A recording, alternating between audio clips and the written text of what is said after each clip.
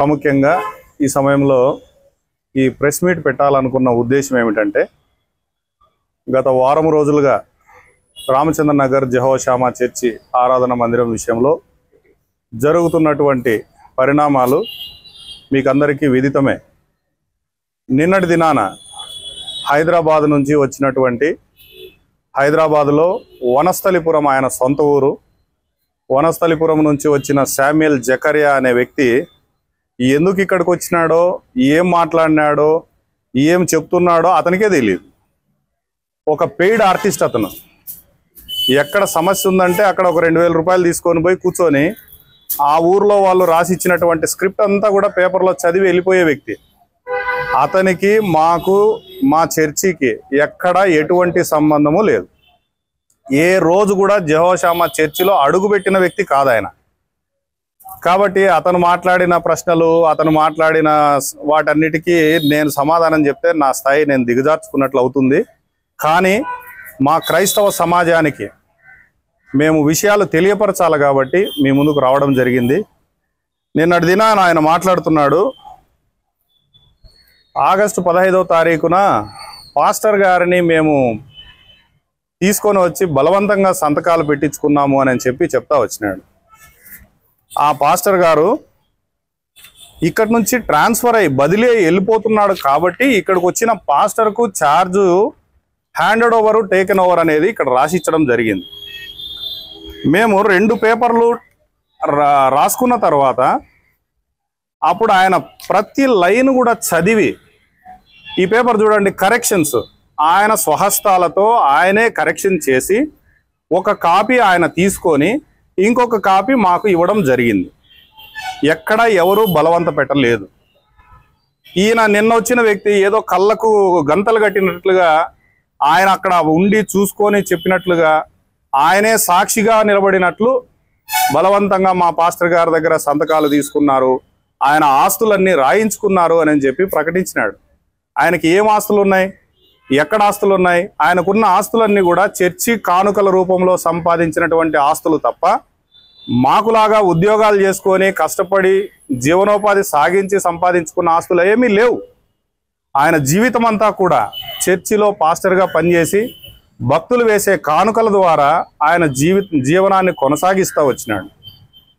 మా జిల్లాలో ప్రతి చర్చిలో కూడా పాస్టర్లు ఉన్నారు.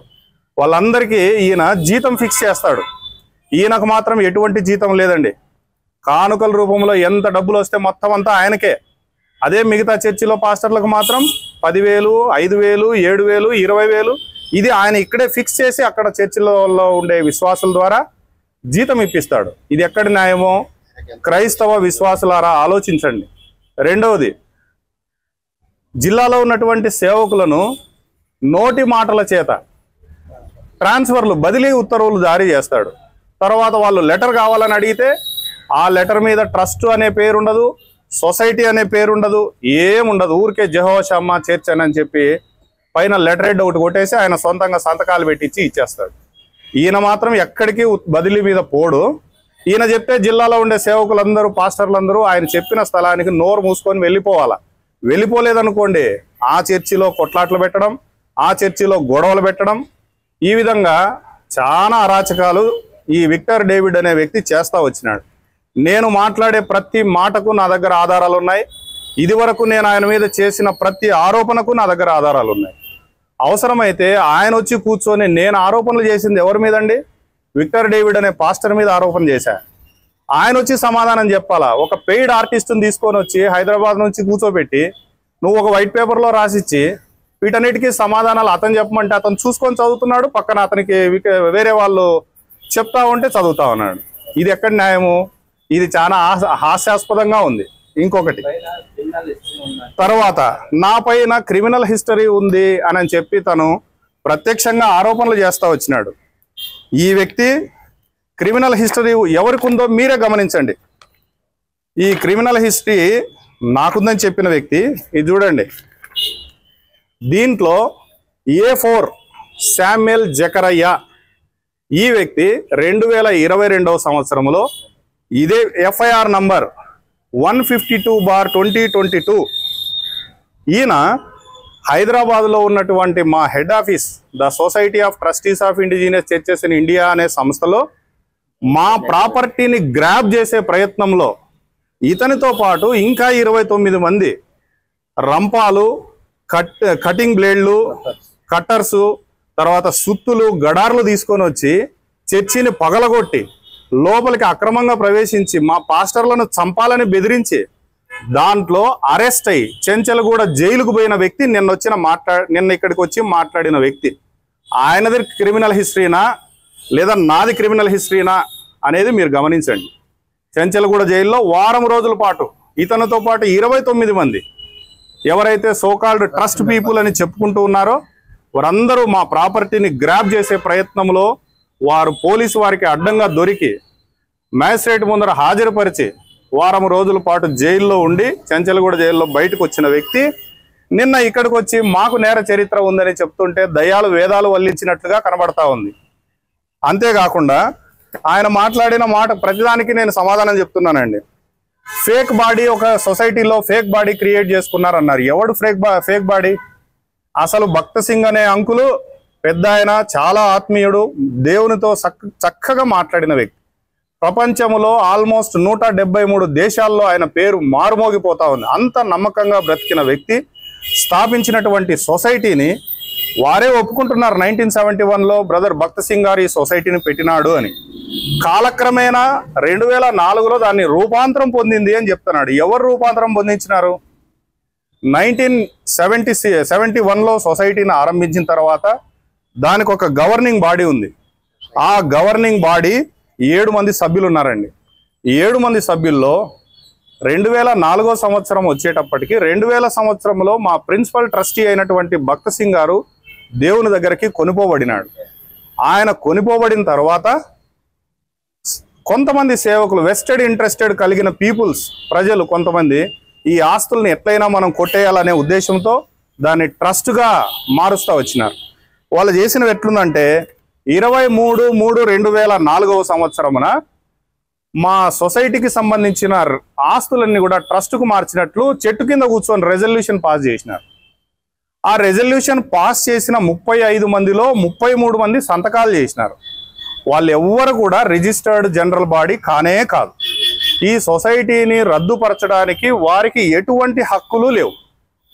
సోకాల్డ్ పీపుల్ వాళ్ళు అనవసరంగా దీంట్లోకి ఇన్వాల్వ్ అయ్యి వాళ్ళంతకు వాళ్ళ అధికారాలను కల్పించుకొని ఒక చెట్టు కింద కూర్చొని, ఇప్పుడు నా ఆఫీస్లో నేను మాట్లాడుతున్నానండి, ఏదైనా పాస్ చేయాలంటే, రెజల్యూషన్ పాస్ చేయాలంటే నా ఆఫీస్లో కూర్చొని చేయాలి. అట్లా కాదు. హెబ్రోన్ ప్రాపర్టీలో ఉన్నటువంటి చర్చిలో కూర్చోకుండా పురాణపూర్ అనే ఇంకొక చర్చి లేకపోయి దొంగగా అక్కడ కూర్చొని ఒక రెజల్యూషన్ పాస్ చేసి ఈ ఆస్తులన్నీ కూడా ఈ దినం నుంచి ట్రస్టుకు మార్చివేయబడినాయి అని చెప్పి చెప్తా వచ్చిన. వాళ్ళు రెజల్యూషన్ పాస్ చేసే టయానికి ఆ ట్రస్ట్ రిజిస్టర్ కాలేదు. బిడ్డ పుట్టకనే పేరు పెట్టినట్లుంది ఇది. ఆ విధంగా రిజిస్టర్ కాకోకుండా ఉండేటటువంటి ట్రస్ట్కి ఈ ఆస్తులన్నీ కూడా బదిలీ చేసినాము అని చెప్పి ఒక రెజల్యూషన్ రాసినారు. రెజల్యూషన్లో సంతకాలు పెట్టిన వారు ఎవ్వరు కూడా రిజిస్టర్డ్ జనరల్ బాడీ మెంబర్స్ కానే కాదు. దానికి సంబంధించిన ఆధారాలన్నీ కూడా మా దగ్గర ఉన్నాయి. రెండవదిగా వారు చెప్పినటువంటి పూర్తిగా అనంతపురం జవశామ చర్చిలో ఉన్నటువంటి చర్చిని మా ఆధీనంలోకి తెచ్చుకోవాలని మేము ప్రయత్నం చేస్తున్నామంట. ఇప్పుడు ప్రజెంట్ మా ఆధీనంలోనే ఉంది, అది సొసైటీ ఆధీనంలోనే ఉంది. ఈ రోజుకు కూడా సొసైటీ పేరు మీదనే ఈసీ కాపీలు, సీసీ కాపీలు అన్నీ కూడా వస్తున్నాయి. ఎక్కడ కూడా ఈ ఆస్తి బదిలీ కాలేదండి. ఆయన చెప్పినటువంటివన్నీ కూడా, ఆయన మాట్లాడిన ప్రతి మాట అబద్ధమే, ఏది కూడా నిజం లేదు. ఎందుకంటే ఆయన ఒక పెయిడ్ ఆర్టిస్ట్ కాబట్టి వాళ్ళు వచ్చినప్పుడు వాళ్ళు ఒక పేపర్ మీద రాసిస్తే ఇక్కడ కూర్చొని ఇట్లా చదవడం, వెళ్ళిపోవడం, 2000 రూపాయలు డబ్బులు తీసుకోవడం, వెళ్ళిపోవడం. అతనికి మా చర్చికి ఎటువంటి సంబంధాలు లేవు. అతను ఎవరో కూడా మాకు తెలియదు. మేము నిన్న కనుక్కుంటే అతను వనస్థలిపురంలో ఒక చర్చికి పోయే వ్యక్తి అని మాకు నిన్న తెలిసింది. అదే వనస్థలిపురంలో ఆ చర్చి కూడా మా కంట్రోల్లోనే ఉంది. ఇతను మరి ట్రస్ట్ అని చెప్పి ఇక్కడికి వచ్చి చెప్పుకునే వ్యక్తి అక్కడెందుకు గెలవలేకపోతున్నాడు? అక్కడెందుకు మాట్లాడలేకపోతున్నాడు? ఇవి చాలా ప్రశ్నలు ఉన్నాయండి. తర్వాత నా మీద 2 ఎఫ్ఐఆర్లు ఉన్నాయని చెప్పి చెప్తూ వచ్చినాడు. కదిర్లో డిసెంబర్ నెలలో ఒక ఎఫ్ఐఆర్ ఉందని. ఆ ఎఫ్ఐఆర్ నంబర్ కూడా 363/2023 అని. అది వాస్తవంగా మేమిద్దరం కూడా అనంతపురం జిల్లాలో సొసైటీ తరపున చర్చిలన్నింటికీ కూడా లీగల్గా ప్రాపర్టీ లైజేషన్ మ్యాటర్స్ చూసుకోవడానికి మాకు ఒక ఆథరైజేషన్ ఉంది. ఈ ఆథరైజేషన్ను మేము వాడుకొని మేము పలానా చర్చిలో సమస్య ఉంది అని మాకు తెలిసిన విశ్వాసులు మీరు రండి అని పిలిస్తే మేము పోతాం. పోయినప్పుడు ఖచ్చితంగా మమ్మల్ని టార్గెట్ చేసుకొని ఎవరు ఈ విక్టర్ డేవిడ్ అనే వ్యక్తి అక్కడున్న కొంతమంది వ్యక్తులను పురుకొల్పి మా మీద దాడి చేయాలని, మా మీద ఏదో ప్రయత్నాలు చేయాలని రెచ్చగొడతాడు. ఇక్కడి నుంచి డబ్బులు పంపించడం, విజయ్ బాబు అనే వ్యక్తి దానికి ప్రాతినిధ్యం వహించడం, విజయ్ బాబు కంట్రోల్లో ఇవన్నీ నడవడం జరుగుతూ ఉన్నాయి. కదిర్లో ఏం జరిగింది? నేను ముఖ్యంగా కదిర్ లేక అడుగు కూడా పెట్టలేదు.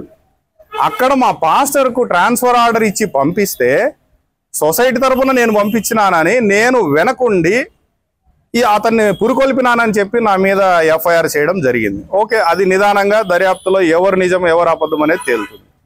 తర్వాత అనంతపురంలో మొన్న విషయం కూడా, దాంట్లో మా పాత్ర ఎంతవరకు ఉందనేది విజయబాబు అనే వ్యక్తే మొత్తం అందరినీ పిలిపించి ఆయన ఇంట్లో కూర్చోబెట్టుకొని మధ్యాహ్నం 2:30 గంటల కాడ మమ్మల్ని రమ్మని చెప్తే ఒక వ్యక్తి మమ్మల్ని పిలుచుకొని పోవడానికి వస్తే ఆయనకు సంబంధించినటువంటి వ్యక్తే మేమిద్దరం కలిసిపోయినాం. పోయే టయానికే వాళ్ళ ఇంట్లో అందరూ ఉన్నారు. మాకు ఎవరో కూడా తెలియలేదు. వాళ్ళు మా మీదకి మీరెందుకు వచ్చినారని మమ్మల్ని అడగడము, ఇది ఏదో చాలా ఇబ్బందికరంగా, అంటే ఆయనకి ఎందుకు ఇబ్బంది అయిందో ఆయన పిలిపించుకున్న వ్యక్తులే అక్కడ ఉన్నప్పుడు మాకు అర్థం కాలేదు. వాస్తవంగా సార్ ఇక్కడ ఎవరు ఎటువంటి దాడులకు పాల్పడలేదు. ఆయన ఇంటికి పోయినాము, అంకుల్ మీరు చెప్తే ప్రాబ్లం సాల్వ్ అయిపోతుందని క్యాజువల్గా అడిగినాము. సరే నేను మాట్లాడతానన్నాడు. ఆయనే ఫోన్ చేసి విక్టర్ డేవిడ్ అనే వ్యక్తికి అన్న పలానా చోటికి రండి మాట్లాడుకుందామని పిలవడం జరిగింది. ఒక మంచి వాతావరణంలో మాట్లాడుకున్నాము. చక్కగా ఆయన చదువుకొని నా సేవ అయిపోయింది, నాకు 75 సంవత్సరాలు, నేను ఇంకా నా కొడుకు దగ్గరికి వెళ్ళిపోతున్నాను అని చెప్పి ఆయనే చివరిలో ప్రార్థన కూడా చేస్తూ వచ్చినాడు. ఏమని? నా సేవ ఇక్కడ అయిపోయింది, నేను ఇక్కడి నుంచి వెళ్ళిపోతున్నానని తాను చేసినటువంటి ప్రార్థన చూడండి సార్. ఆయన చదువుకొని ప్రతిదీ సంతకాలు పెట్టినటువంటి ఫొటోస్ కూడా మా దగ్గర ఉన్నాయి. ఎవరిని ఇబ్బంది పెట్టలేదు, బలవంత పెట్టలేదు. దీనికి సంబంధించిన ఆధారాలన్నీ కూడా నేను మీకు షేర్ చేస్తానండి. తర్వాత ఎమ్మెల్యే పేర్లు అధికారుల పేర్లు మేము వాడుకున్నామని చెప్పి తను చెప్తున్నాడు. వాస్తవంగా ఖదిర్లో వైసీపీ ఎమ్మెల్యే గారు సిద్ధారెడ్డి గారు సెప్టెంబర్ నెలలో చర్చిలోకి వచ్చి కూర్చొని, మా దగ్గర అన్ని ఫోటోలు ఉన్నాయి, చర్చిలోకి వచ్చి కూర్చొని అక్కడ పంచాయతీలు చేసి మా హ్యాండ్ ఓవర్లో ఉన్నటువంటి చర్చి, అంటే సొసైటీ ఆధీనంలో ఉన్నటువంటి చర్చిని ఈ విక్టర్ డేవిడ్ అనే వాళ్లకు హ్యాండ్ ఓవర్ చేయడం జరిగింది. దానికి సంబంధించిన ఫోటోలన్నీ మీకు చూపిస్తానండి నేను. చూడండి, చర్చిలోకే వచ్చి కూర్చొని ఆ వైసీపీ ఎమ్మెల్యే గారు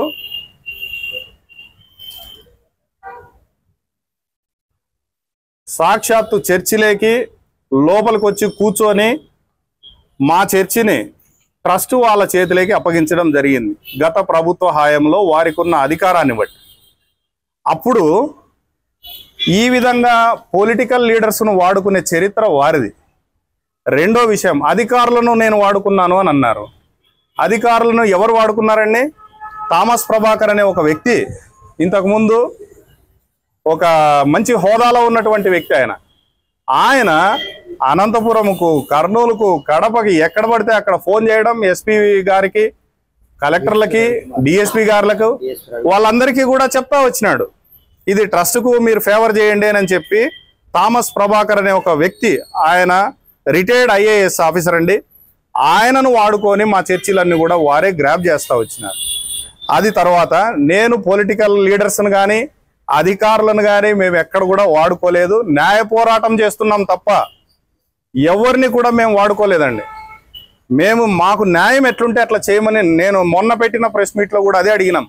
మా పేపర్లు వాళ్ళ పేపర్లు రెండూ తీసుకొని ఒక లీగల్ ఒపీనియన్ మీరు తీసుకొని న్యాయపరమైనది ఏదైతే అది కరెక్ట్ చేయండి సార్ అని చెప్పి మేము అధికారులను సంప్రదించడం జరుగుతూ వచ్చింది.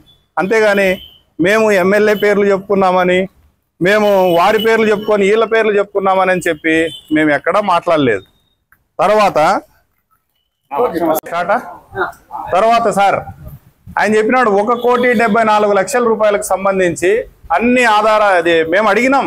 1,74,00,000కు సంబంధించిన ఆధారాలు ఇవ్వండి అయ్యా, ఇన్కమ్ ట్యాక్స్ డిపార్ట్మెంట్ అట్లీస్ట్ జవాబు చెప్పండి అని చెప్పి మేము అడిగితే ఈ రోజు వరకు ఇన్కమ్ ట్యాక్స్ డిపార్ట్మెంట్ ను కూడా వారు మోసం చేస్తా ఉన్నారు.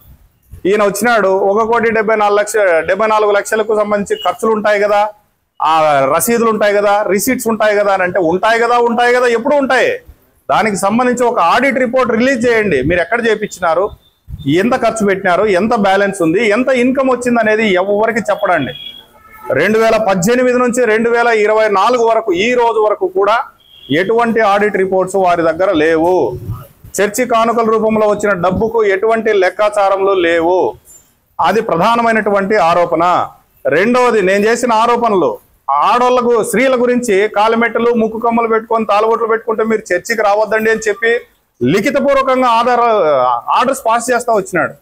దగ్గరకు వస్తే వారిని భుజంతో పక్కకు నెట్టేసి మీరు కానుకలు వేయద్దండి అని చెప్పి ఆరోపిస్తా వచ్చినాడు. ఇట్లాంటివన్నీ కూడా ప్రభుత్వం వారు చర్య తీసుకోవాలని మేము సంప్రదించి అడుగుతా వచ్చినాం. మేము చేసిన ఆరోపణలో ఇంకా చాలా ఉన్నాయి. వాటన్నిటికీ విక్టర్ డేవిడ్ అనే వ్యక్తి మాత్రమే సమాధానం చెప్పాలండి. పెయిడ్ ఆర్టిస్టులను తీసుకొని వచ్చేసి వాళ్ళతో వీళ్ళతో సమాధానాలు చెప్పిస్తే అవి కుదరవు, అవి ఎక్కడ చెల్లబాటు కావు. ఇంకొకటి చెప్పినాడు ఆయన, కేవిట్ ఫైల్ చేసినారు అని చెప్పి. కేవిట్ ఫైల్ చేసింది ఎవరు? విక్టర్ డేవిడ్ అనే వ్యక్తే కేవిట్ ఫైల్ చేస్తా వచ్చినాడు. ఎప్పుడు? ట్రాన్స్ఫర్ ఆర్డర్ ఇచ్చిన వెంటనే విక్టర్ డేవిడ్ అనే వ్యక్తే కేవిట్ ఫైల్ చేస్తా వచ్చినాడు. ఆ తర్వాత మళ్ళీ పిటిషన్ మేమంట 1,74,00,000కు సంబంధించి కేసు ఫైల్ చేసినామంట. మేము ఎక్కడా కేసు ఫైల్ చేయలేదు. వీరాచారి అనే వ్యక్తి అనంతపురంలో సివిల్ మ్యాటర్లో అతని ఈ ఆస్తికి సొసైటీకి సంబంధించింది అని చెప్పే ప్రయత్నంలో 9/27/2018 అనేది ఓఎస్ ఫైల్ చేస్తే అది అతను ఎంత వల్లిస్తున్నాడు తెలుసా? పిటిషనర్ ఎవిడెన్స్ వచ్చేటప్పటికి పారిపోయినారంట. ఎవరు పారిపోయినారు? ఎవరు పారిపోలేదు.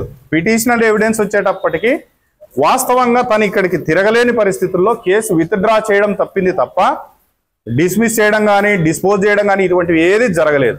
అవన్నీ కూడా లీగల్ గా కోర్టుల మీద కూడా అబద్ధాలు చెప్తున్నటువంటి వ్యక్తి ఈ శామ్యుయల్ జకర్యా. ఆ తర్వాత వీరాచారి క్రిమినల్ హిస్టరీ గురించి మాట్లాడుతూ వచ్చినాడు. నీకు అంత ఉంది కదా, అన్ని లేనిపోనివన్నీ చెప్పినాడు. ఆయన హైదరాబాద్ లోనే ఉన్నాడు, ఈయన హైదరాబాద్ లోనే ఉన్నాడు. ఏదో ఒక్క రోజు మాట్లాడుకోవచ్చు కదా మీరు. ఎందుకు లేదు? నీకు ఇంత బలం ఉంది, నువ్వు లాయర్వు, నువ్వెందుకు కోర్టులో కేసులు ఫైల్ చేయకూడదు? ఏమీ చేయకోకుండా నిరాధారమైనటువంటి ఆరోపణలు, ఆయన మీద ఉన్నటువంటి కేసులు ఏది కూడా లేదండి. ఆయన సొసైటీకి ఒక ఎగ్జిక్యూటివ్ మెంబర్. ఈ రోజు ఆయన ఉన్నాడు కాబట్టి అంతో ఇంతో ఈ సొసైటీ ఆస్తులు కాపాడబడతా ఉన్నాయి. ఆయన మీద సివిల్ నేచర్ లో కేసులు పెట్టడం, అవన్నీ లెక్కలేకి తీసుకురావడం, అవన్నీ క్రిమినల్ కేసుల కింద కన్వర్ట్ చేయడం, ఇది ట్రస్ట్ వాళ్ళు చేస్తున్నటువంటి ప్రధానమైనటువంటి ఆరోపణ. ఆయనకు హైకోర్టు కూడా ఫైనల్ ఆర్డర్ ఇచ్చేసింది. ఈ సివిల్ కేసులలో ఏది కూడా ఇవి చెల్లుబాటు కాని కేసులని చెప్పి హైకోర్టు కూడా క్లియర్ కట్ ఆర్డర్స్ ఇవ్వడం జరుగుతూ వచ్చింది. కాబట్టి సార్, నేను మిమ్మల్ని ప్రధానంగా రిక్వెస్ట్ చేసేది ఒకటే, ప్రభుత్వం వారు మా చర్చి పైన దయచేసి ఒకసారి ఒక కన్నేసి చర్చిలో ఏమి జరుగుతుంది అని చెప్పి దయచేసి విచారించి మాకు న్యాయం చేయవలసిందిగా. ప్రాముఖ్యంగా ఈ పాస్టర్ గారు ట్రాన్స్ఫర్ అయ్యి వెళ్ళిపోతున్నాడు. ఆయన మాకు ఛార్జ్ కూడా హ్యాండ్ ఓవర్ చేయడం జరిగింది. ఇప్పుడు పోయే సందర్భంలో లేనిపోని కొట్లాట్లు పెట్టి, లేనిపోని గొడవలు పెట్టి, లాస్ట్కు ఉద్యోగస్తులు సైతం కేసులలో ఇరికించుకునేటటువంటి ప్రయత్నం తను చేస్తున్నాడు. ఈ విషయంలో ప్రభుత్వం వారు చొరవ చూపి ఆయన ఇక్కడి నుంచి ట్రాన్స్ఫర్ అయ్యి వెళ్ళిపోయేటప్పుడు ఎటువంటి గొడవలు జరగకుండా, ఇప్పుడు వెళ్ళిపోతానని ఆల్రెడీ చెప్తూ వచ్చినాడు. ఇప్పుడు పోయే సందర్భంలో ఎవరు ముక్కు ముఖం తెలియని వాళ్ళందరినీ తీసుకొచ్చి చర్చిలో 500 మందిని పెట్టుకొని సొసైటీ వాళ్ళు వస్తే గొడవ చేయండి, సంపండి, కొట్టండి అని చెప్పేసి వాళ్ళకు సూచనలు ఇస్తూ లోపల పెట్టుకొని ఉన్నాడు. ఇది కూడా ప్రభుత్వం వారు గమనించి దానికి సంబంధించినటువంటి అధికారులు ఒకసారి చర్చిని కూడా విజిట్ చేసి ఎవరున్నారు, వాళ్ళు ఎక్కడి నుంచి వచ్చినారు అనేది పరిశీలన చేయవలసిందిగా మీ ద్వారా ప్రభుత్వం వారిని విజ్ఞప్తి చేస్తూ ఉన్నానండి.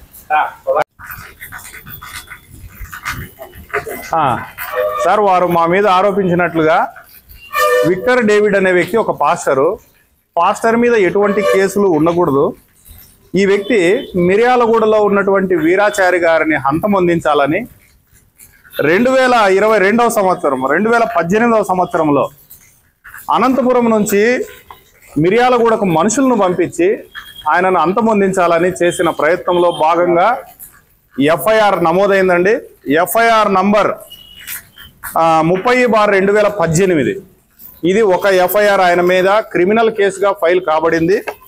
రెండవది ఖదీర్లో మా పాస్టర్ సొసైటీ పాస్టర్ అయినటువంటి మిషాయేల్ గారిని పైన దాడి చేసినందుకు అన్ని న్యూస్ పేపర్లలో కూడా రావడం జరుగుతూ వచ్చింది. హాస్పిటల్లో అడ్మిట్ అయినాడు. కోర్టుకు పోలీస్ స్టేషన్కి పోతే కేసు కాలేదండి గత ప్రభుత్వంలో. ఇప్పుడు కోర్టు ద్వారా మేము రెఫరెన్స్ తీసుకొని మాకు ఇట్లా అన్యాయం జరిగింది, ఫలానా విక్టర్ డేవిడ్ అనే మనుషులు మా పాస్టర్ మీద దాడి చేసినారు అని చెప్పి కోర్టును మేము అప్రోచ్ అయితే కోర్టు ఉత్తర్వుల మేరకి 19వ తారీఖు ఈ నెల 19/8/2024 తారీఖున కదిరి పోలీస్ స్టేషన్లో ఎఫ్ఐఆర్ నంబర్ 241/2024 19వ తారీఖున ఈ ఎఫ్ఐఆర్ కూడా క్రిమినల్ కేసుగా నమోదు కాబడింది. ఇప్పుడు మీరు చెప్పాలా, పాస్టర్గా ఉన్నటువంటి వ్యక్తి ఒక 2 క్రిమినల్ కేసుల్లో ఇరుక్కున్నటువంటి వ్యక్తి మాకు బోధ చేస్తున్నాడంటే నిజముగా మేము నమ్మలేకపోతున్నాము. ఆయన మనస్సాక్షి, ఆయన కాన్షియస్ ఏ విధంగా పనిచేస్తుందో మాకు నమ్మశక్యంగా లేదండి. కాబట్టి క్రిమినల్గా ఎవరు తయారవుతున్నారు, ఎవరిని తయారు చేస్తున్నారో దయచేసి గమనించవలసిందిగా మీ ద్వారా ప్రభుత్వం వారిని కోరుతూ ఉన్నాం. Thank you. స్టార్ట్ చేస్తున్నా.